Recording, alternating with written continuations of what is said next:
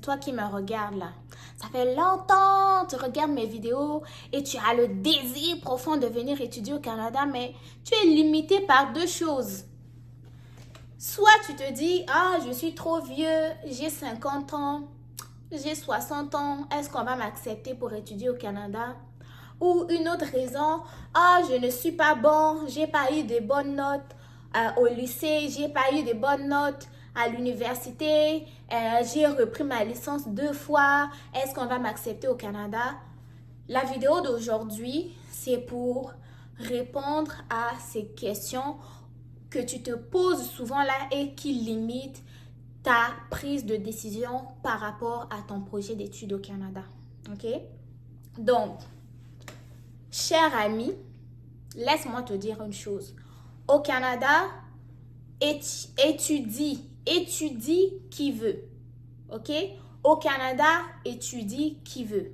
Il n'y a aucune loi au Canada qui dit que les étrangers qui ont 38 ans ne peuvent pas étudier au Canada.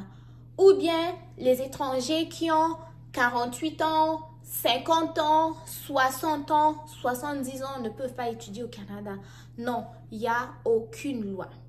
Au Canada, tout le monde peut étudier dans n'importe quoi tant qu'il a les critères, tant qu'il remplit les critères du niveau et du programme d'études dans lequel il veut étudier. Donc, si toi là, tu as 60 ans, tu veux faire une technique en soins infirmiers et que tu es sûr de toi, tu as la force, l'énergie et les moyens pour le faire, fais-le.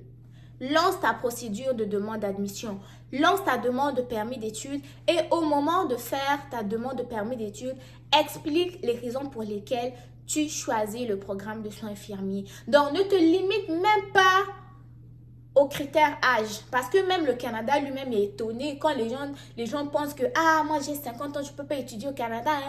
Est-ce que le Canada là va m'accepter si j'ai 49 ans? Non, le Canada, quand vous dites ça, là, vous ne savez pas, mais le Canada même est étonné.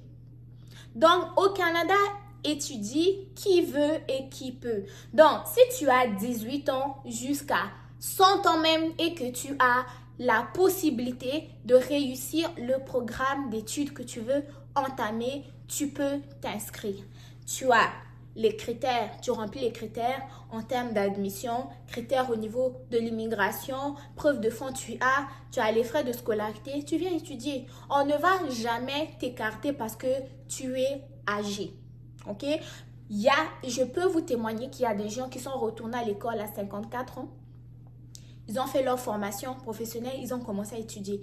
Il y a même les Québécois ici qui retournent à l'école à 70 ans, à l'université, au cégep, en formation professionnelle, ils étudient. Donc, cette histoire d'âge, je suis trop âgée, est-ce que là, enlevez-moi ça même dans votre esprit parce que c'est quelque chose que vous mettez dans votre propre tête que ça n'existe même pas.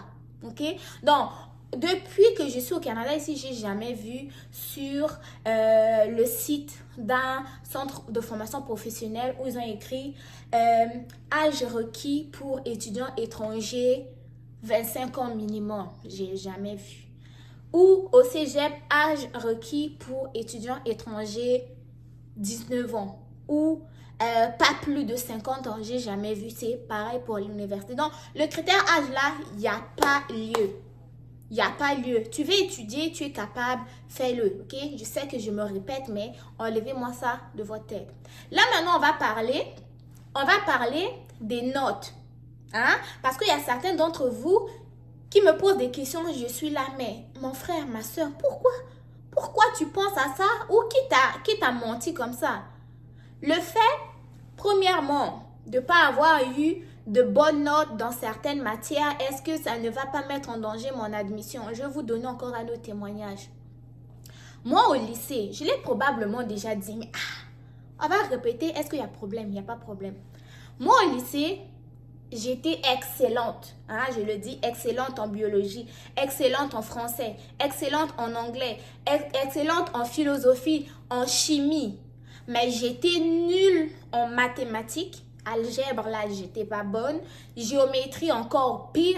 Et physique, chimie, j'étais vraiment pas bonne. Pourquoi? Parce que Ces cours, pour moi, étaient des cours abstraits. Je n'arrivais pas à les imager. Donc, c'était dur pour moi de les comprendre. Donc, ce qui fait que j'ai passé mon baccalauréat. J'ai reçu mon baccalauréat sciences naturelles, je le dis encore parce que ça ne me fait pas honte du tout. J'ai eu mon baccalauréat avec 11,5 de moyenne sur 20 parce que ce qui a comme diminué la moyenne, c'est parce que dans ce qui est mathématiques, géométrie, physique, chimie, là, les notes n'étaient pas bonnes. Mais le fait de cartonner en biologie, anglais, français, chimie, tout ça là, ça m'a donné quand même une moyenne de passage. Donc, avec 11,5 de moyenne sur 20, j'ai pu avoir une admission en soins infirmiers. Donc, si moi, je m'étais dit, est-ce que je suis bonne pour faire les soins infirmiers là? Peut-être que je n'aurais pas fait la demande d'admission. Si je m'étais dit, moi au lycée, première, seconde là, la meilleure note en mathématiques que j'avais, des fois j'avais des 5, des fois j'avais des 2 sur 20, je le dis, ou des fois j'avais des meilleures notes là, ça pouvait aller à 8 sur 20 en physique. Est-ce que j'aurais fait l'admission? Non, ok? Moi, ce que j'ai fait, je ne me suis pas limitée. J'ai eu la moyenne de passage, je suis allée postuler. J'ai envoyé bulletin de seconde, de première, de terminale. J'ai fait mon admission avec mon baccalauréat au cégep en soins infirmiers. J'ai réussi. Il y a d'autres personnes aussi qui m'ont demandé, mais Alliance, moi, j'ai refait mon bac 2 fois. Est-ce qu'il y a problème? Tu as fait 2 fois, mais tu as eu le bac là, non? C'est avec le bac que tu as eu là que tu vas aller postuler. Tu n'as pas à aller postuler avec les échecs du passé. Ok? Ce qui est passé, c'est passé. Tu as échoué une fois, oui, tu as échoué une fois, mais la deuxième fois, tu as réussi. Et c'est cette réussite-là que tu dois entraîner dans ta demande d'admission. Donc, les amis, ceux qui vont m'emmener des raisons, j'ai pas eu une bonne note dans quelle matière? Est-ce que, non, ok? Si par exemple, tu n'avais pas eu des bonnes notes en mathématiques, tu n'as pas eu des bonnes notes en physique, tu n'as pas eu des bonnes notes en chimie, mais tu as eu des bonnes notes en biologie, tu as eu des bonnes notes dans telle matière, lance ta demande d'admission. C'est eux là-bas, quand ils vont évaluer la demande, vont te dire, dans cette matière-là, tu n'as pas assez de notes, il va falloir qu'on t'ajoute certains cours. Oui, là c'est bon. Pourquoi? Parce qu'ils ont évalué par rapport au programme d'études ici. Ils ont vu que, il te manque encore certains préalables pour entamer le programme. Mais eux-mêmes, ils n'ont même pas évalué encore. Toi-même, tu t'es déjà évalué. Et le stress, la peur que tu t'es infligé toi-même fait que tu stagnes. Tu ne commences pas ta demande d'admission parce que toi-même, tu t'es évalué alors que c'est même pas la bonne évaluation. Donc les amis, vous qui avez ces deux raisons, ces deux motifs-là, je suis trop âgée, je suis pas bon, j'ai pas eu des bonnes notes, j'ai redoublé, j'ai fait ceci, cela, enlevez-moi ça, ok? Enlevez-moi ça de votre tête. Déjà pour l'âge, je l'ai dit, il n'y a aucune exclusion en termes d'âge. Deuxièmement, pour ce qui est de je suis pas bon et tout, faites la demande d'admission avec le diplôme que vous avez. Faites la demande d'admission avec le diplôme que vous avez, avec les notes que vous avez et laissez l'école vous évaluer. Ok? Donc, tout ça là, enlevez-moi tout ce qui est négatif. Vous avez un projet, entamez votre projet. S'il y a quelque chose qui ne va pas, ayez toujours à l'idée de communiquer avec l'école. Oui, il me manque tant de points en mathématiques, tant de points, qu'est-ce qu'il faut faire, est-ce que. Donc, lancez-vous, essayez de trouver des solutions au lieu de vous faire peur à vous-même. Donc, les amis, c'est ce que j'avais à vous dire aujourd'hui, que vous êtes capable, arrêtez de vous auto-évaluer avant que ce soit fait. Laissez les établissements faire leur travail. Vous avez un projet d'études, lancez-vous. Parce que si vous ne vous lancez pas plus tard, j'avais encore 35 ans, j'aurais voulu être enseignante.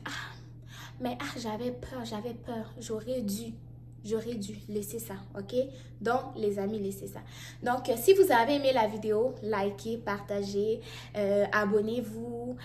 Voilà quoi, on se dit à très bientôt pour de nouvelles vidéos. N'oubliez pas de me suivre sur Instagram, je vous le dis souvent là, mais suivez-moi sur Instagram et laissez-moi des commentaires et tout. Donc, voilà.